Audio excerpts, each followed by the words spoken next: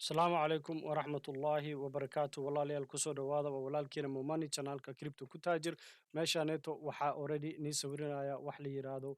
meesha this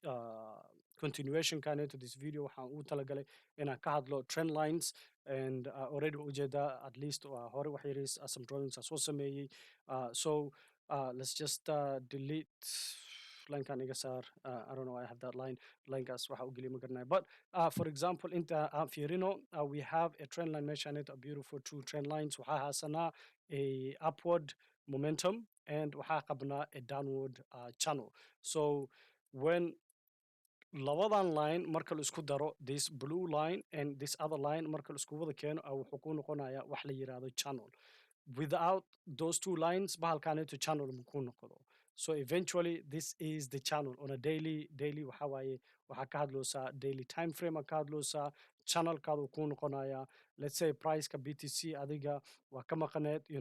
meeshaneeto aan dhahano cut inta ka sameynayna intaasa kad ka sameynayna let's say priceka wixii ka dambeeya waxa ka ogtahay ma leh suuqa waad ku jirtaa and meeshaneeto low this is what you call a low and if the price goes up meeshaan uu ka dhaqaaqo and it actually makes a high wuxuu ku sameynayaa intuu high kuusoo ahay price kusoo dhaqaaqay and it came back it made a low from the impulsive movement wuxuu soo sameeyey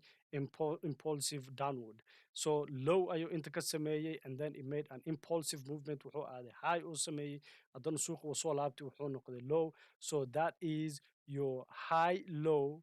from previous low intuu low ku ahay wuxuu ku noqday high low intana wuxuu sii noqonaya high low from previous lowgiisa haddii aad rabtid hadhowti kana ka dhigi kartaa low ayaa ka dhigi kartaa let's just change that for the sake of practice kana wuxuu ku noqonaya low kana ka saaraysaa so this is no longer a low for you because now you have a low but also waa ku dhaaf kartaa I mean it's still a low right so this is low inta wuxuu ku noqonaa high let's say BTC waxaad aragtay asigii oo meeshaaneeto marayo waxaa dhahday suuqa ku cusbaha intaan soo galay but at least some trading waxyaalo some videos soo daawatay momania ka daawatay meel kale ka soo daawatay oo walaalaheena or any other channel ka soo daawatay and inta ku soo gashay trend line wuxuu yahay abaratay and you see you put a trend line here bahalkaneeto waxaa ujeedaa labadan trend line ayaa gelisay channel ayuu ku noqday within that channel ayaa waxaa dhahday bahalka when this price oo soo taabto linekaneeto oo soo taabto I immediately see it as a buying opportunity fursad aan suuqa kusoo galo inta buy kusoo dhufto oo hadhowti channelka meelaha markuu soo taabto aan suuqa ugu baxo ayaad isdhahday but let's say waxaad suuqa adiga ka waraasid you don't know meeshuu aadi doono but that is adiga predicamentkaada aa gelisay isdhahoosid meeshaneeto it's gonna make another new high which it did adigoo suuqa ku jirtid oo wuxuu ku sameeyey a new high uu ku sameeyey wuu soo daawo doonaa intuu kusoo taabanaa waxaa is leedahay okay now it's gonna go back up intuu soo daawanaya so let's say priceka asigoo meesha marayo inta high low kusoo gashay suuqa kor ayuu ku aaday and it kind of did this it came back down inta asigoo san it came back out of your channelkii kasoo baxay sometimes it can actually go like this a bar consolidation and then it comes back up in the trend line meaning trend line kaadu you just extend it out really you are in your game but at the same time you have to remember stop loss card ina gashatid why either you put a stop loss meeshaneeto or the previous high low oo ku ahay or even haddii aad rabtid hoos ugu sii fogaanaysa to be safe because when it comes to dhinaca crypto market there's a high volatility so volatility haddii ka cararaysid stop loss card intaa gelinaysa so your risk management ka fikir waa wax kale insha allah aan kasoo taabo doono aan kasoo hadli karno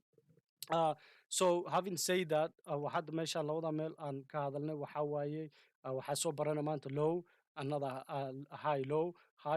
low this is high it made another new high kaloo sameeyey intan another high uu sameeyey but very small percentage waaye and waxaa baranay labadan line waxay noo noqotaa a channel haddii oo channelkan uu ka soo baxo oo priceka oo sameeya this consolidation oo kusoo noqdo waxaa la yiraahdaa a fake out so fake out waaye pricekii uu ka baxay dad qaara ka cabsadeen inta like waa ka baxayna suuqaneeto aniga uma jeedi bullish suuqa wuxuu kusoo noqday meeshiisa adigana waa stop loss kaada inta ku jirtay but at least stop loss kaadii ma lagaa saarin and waxaa dhahday I'm gonna wait this is your stop loss intuu kugu jiraa waa ku sugoosaa let's play it and see what happens wuu sii imaaday oo waxaas dhihi kartaa oh my god star plus keyga hadduu meeshaan ahaa lahay haddii meeshaas ahaa lahay star plus of course waa lagaa saari lahay but inta ku jirto star plus haastay weli waxay qabaan confidence niyaddooda u dhisan waa ka dhacdhacsan bahalkaneeto consolidation waaye suuqa meeshiisa ayuu ku noqon doonaa wuxuu ku noqon doonaa the channel and tradeka waa ku jira faa'iidadeeda waxaa raadinaya markuu channelka meeshaan channelka meelahan uu kasoo taabto ayaan ugu bixi doonaa but let's see what happens sii socdaa boom suuqa wuu kaa saaray you are out of it haddii uu kaa saaray meeshaan star plus uu kaaga soo saaray it's always best to suuqa inaad ka maqnaatid at least reanalyze strategic mar kale aad lasoo socotid draw some other lines imaw soo qaad line kale soo qaad take another trend line inta soo dhig trend line kan marsii and see bahalkan hadduu breakout ku sameynayo at least you can have another also inta wuxuu ku noqon karaa another trend line so this is your channel haddeertaan uu ku jiro this is definitely a downward channel so you definitely don't want to buy meelahaneeto ina buy meesha inaa ku samaysid maan at least you need to do some sell but haddii uu ka baxo oo kor aado and it starts making a higher high this is meeshaneeto waa ujeednaa wuxuu ku noqonayaa soo qaadno this is low wuxuu noqonayaa lower low lower low waxaa u leenahnay lower low waxaa u leenahnay from your previous high oo wuxuu ka noqonayaa low high sorry wuxuu noqonayaa low high because inta wuxuu ku ahaay high high ku ahaay inta wuxuu ku soo noqday low high intana waa intana waxaa waaye high lows so and now inta wuxuu ku noqonayaa low and it will go down wuxuu kusii noqonayaa low low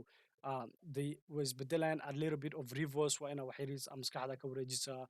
sometimes anigu igu dhacdaa so inta wuxuu noqonayaa low low anytime oo mar kale oo soo taabto priceka oo hoos haddii oo lacala usii soo dhaco inta meelahan is a buy anytime oo meeshan soo taabto it's a sale haddii oo ka baxo oo saan oo yeelo maybe it's a fake out but I have to see a channel a good clear indication of channel fiican you can see that in the daily dailygina haddii aad trade ku sameyneynin 4 hourly ku sameyneysid 4 hourly aad ka raadin kartaa and you can do your channels insha Allah from that so let's just reset waxyariis boom let's go to dailygana ku noqono xagee mareyna yep kan ka saar waxyariis boom so yeah I was doing this intuunu marayay let's go to replay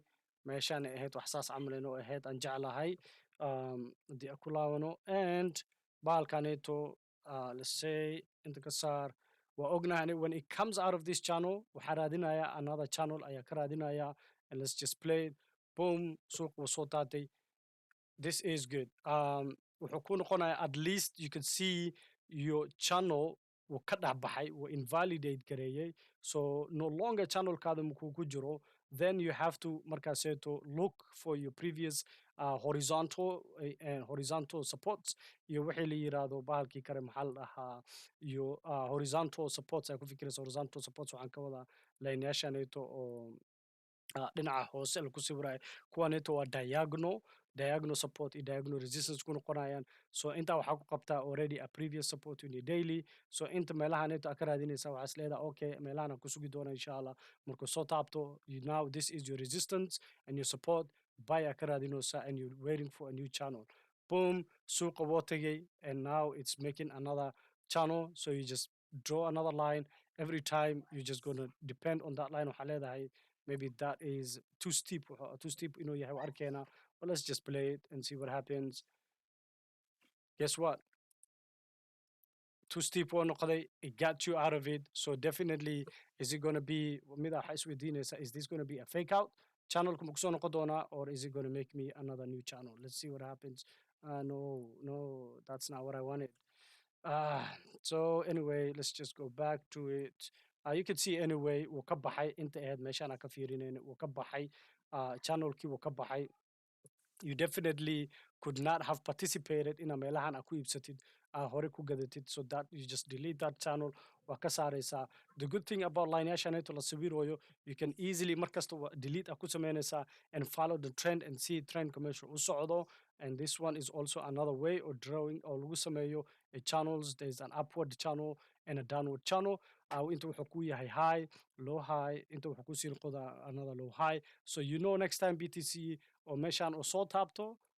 what do you do? You short it. Short la ku samaynaysaa because wuxuu ku jiraa within your channel and your stop loss wuxuu ku yahay this resistance meesha suuqa stop loss kuugu suri lahay haddii aad sell ku samaynaysid and when you are doing buy meeshaaneta ayaa ku sugaysaa next to your support and look wuxuu iskugu imaadeen waxaa ka raadinaysaa the trend line or trendkaadi oo ku ahay your trend is your friend until otherwise. Let's go to that. Inta wax yaris aan soo sikino week soo taabsi. I mean, you also have another week right there. Kan wuxuu ku soo taabta week. This is body. This is almost close to a week. At least some waxaa ka qaadanaysaa some estimation and waxaa ka raadinaysaa is this going to be your next low ma noqon doonaa haddii oo yahay if this is rejection hadduu ka yahay meesha rejection uu ka yahay waxaa ka sugaysaa a new lower low and that is where you put your buy oo suuqa kor u diraysaa meelahaneetu kusoo daawo doono hadhowta haddii aad seel leedahay for sure seelkaada meeshaasuu kugu noqonaya waa trade haddii aad qaadanaysid haddii aad star plus aad raadinaysid meeshaan aad ka gashay star plus aad leedahay star pluskaada wuxuu noqon doonaa underneath your previous support meeshaasuu at least kugu noqonaya star plus if that is conservative haddii aad rabtid inaad noqotid house uu dhawaatid khasaare badan aad raadinaynin meeshaas le usoo dhawaanaysa hadhowta ka hadlayna insha allah risk management but this is what's called a channel maanta meeshaan waxaa ka baranay a channel iyo waxaa ka baranay a trend line so there's one thing laba magacay kale leeyihiin aan igu dhameyna insha allah waxay kale yihiin waxay kale yihiin a supply line iyo waxay kale leeyihiin a demand line so your demand line kana la dhahaa waa meesha buy uu ku noqon doono wuxuu yahay your demand line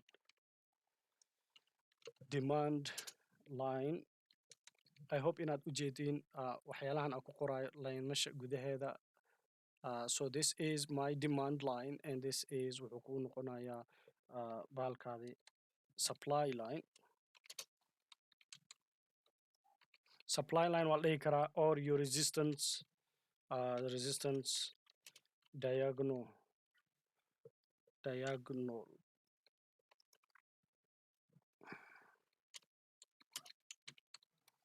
midaa rabtid waa ku macagaa waad u bixi kartaa waxaad dhigi kartaa demand line ama waxaad dhigi kartaa xataa your support line but dhinaca diagonal waaye because you're actually drawing it in a diagonal way ahaan ayaa u sawiraysaa hadhowti wuxuu ku noqonayaa at least wuxuu ku noqonaa a trend line mid kalena insha allah I hope inaad ka faa'iidid walaalayaal waxaan jeclaa lahaa ina insha allah you hit the like button you subscribe to this channel and insha allah benefit from the other videos aan soo dhigi doono iyo videos yaasha kale aan hore u soo dhigay insha allah and walaalaheena aan u kala qaybsano ummada kale aan ka gaarsiino so that ay wax ka bartaan anigana aan ka faa'iido and insha allah waxaa nii rajeynaa a understanding of trading is trade ku samey lahayd independently inshallah you can see this also in bitcoin waa ka arki kartaa and also you can see that you can use that same strategy waxaa ka fiiri kartaa in any way stocks waa ka dhex raadi kartaa waxaa ka fiiri kartaa waxaad u isticmaali kartaa also this other place forex oo isticmaali kartaa but this is a really interesting one hal mar nitusir waa waxaa waaye Netflix it had a sharp uptrend waxay dhahaan a sharp uptrend waxa waa trend linekaada xataa it's going to be very difficult inaad ka heshid a three support three dotted lines waa ina you have to almost like waa inaad qasabta camal if you think like you are forcing it waa qasbusa makurono so always try to see which one is the best clear oo ku yahay indhaha si fiican u qabanayo like this one yeah you see three wuxuu ku noqday saddex abo meeshan wuu ku noqday you can see you have three lines and this is your trend line but however bahalkaneeto waxaa la dhahaa a sharp uptrend la dhahaa when you have a sharp uptrend like this you would also get a sharp decline waan ujeedaa tan waxay ku dhacday bahalkii la yiraahdo Netflix that is the danger of having an angle oo ku noqon doono a sharp angle oo ku noqon doono trend line yaasheeto you can easily draw a trend line in every way in any way or any time frame waad ku sabiri kartaa You can have these trend lines in a 4 hourly channels waa ku haasi kartaa. You can also have it in baalkii la yiraahdo a 4 hourly channels and so forth. Haddii hal mar aan ku dhamaystiro waxaan ku dhamaystiranaynaa. Let's just delete, remove drawings. Aku noqono 4 hour chat. Dhinaca BTC, for example, at this moment, BTC, you can easily draw on your 4 hourly line. Waxaad dhigi kartaa aniga waxaan sameynayaa a small trend line aan sameynayaa. That is your trend line. So the next time oo inta kusoo taabto waxaa leedahay inta waxaan ku taabanayaa buy, and the next time oo bahalkaneeto oo korkaneeto, this was your very first one from here to here. But hadhooti kan trend line ku noqo, this is not going to be a channel, but at least you have a trend line. Hadhooti waxaad baranayna insha Allah wedges. So this is one wedge, so that you can understand si trend line trading lagu sameeyo in waxyaalahan kana insha Allah soo taabo doono waa wedges. Assalamu alaikum warahmatullahi wabarakatuh.